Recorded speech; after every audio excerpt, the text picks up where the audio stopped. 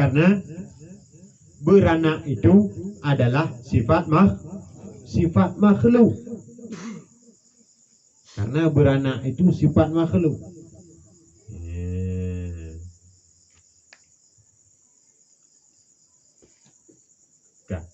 Kemudian diperanakkan juga tidak boleh. Tersebutkan Allah dengan diperanakkan. Maknanya Allah itu sebagai anak yang lahir dari orang lain. Pakan nya kalau hebat hanjut lah. Kalau hebat hanjut. Sedangkan Allah menganak hanjut, apalagi Allah jut ke anak. Menyatakan Allah jut ke anak, sungguh Allah itu baharu. Kajilah itu. Berarti Allah lahir dari sesuatu. Kau baharu. Awai kau hana. Baruna kau hotel lahir.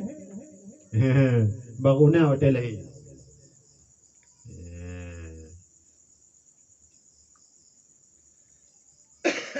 Kak. Kailah. Nyan hanjut. Pakon karena membuat kufur. Pakon juga kufur. Karena mana? Hanjut dapat sambung kelahiran itu. Kelahiran. Urusan lahir hanjut dapat tipu Allah Ta'ala. Urusan lahir hanjut dapat tipu Allah Ta'ala. Boh melahirkan, boh dilahir. Pakon. Takun itu Allah gupulahi anu beile God Allah baharu leh gupulahi anu le Allah mitu anaknya bagaimana berkadim hadis bagaimana mahadis lahir dari kadim item takun hadis hanjut lahir dari kadim. Takun kadim nyampe hanjut karena kon Tuhan.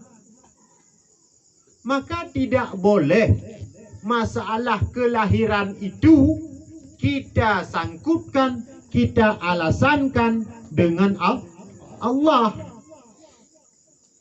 Masalah lahir-lahirnya hanjut dan alasan dengan Allah. Karena untuk hana item wadetakan Allah melahirkan sesuatu untuk sungguh sesuatunya bermasalah. Bermasalah takun yang kadim pihanjut, takun hadis pihanjut ni. Kan?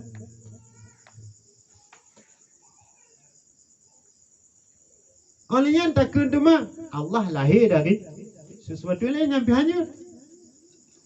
Pakan menyulahir dari sesuatu yang lain yang tukang pelahir Allah yang tahu. Tahu. Mungkin nak mutu sih. Memutu hana. Nyambe ile dadanya mau menyomutu kadim hadis. Boh yang dipelahir kadim. Yang tukang pelahir menyo hadis sikah hana ide. Maka tidak boleh kita sifatkan lahir beranak, tidak boleh kita sambungkan dengan Allah.